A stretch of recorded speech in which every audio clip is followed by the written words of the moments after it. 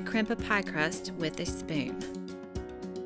You will need 1 recipe prepared pie dough, all-purpose flour, a rolling pin, a spoon, and 1 9-inch pie plate. Step 1. Lightly flour your work surface. Step 2. Roll out your pie dough and transfer it to a pie plate.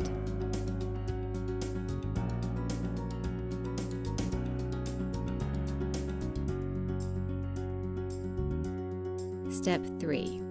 You can use a knife or kitchen shears to trim the overhang so it's 3/4 to 1 inch all around the pie. Step 4.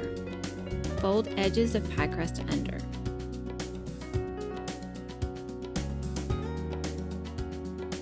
Step 5.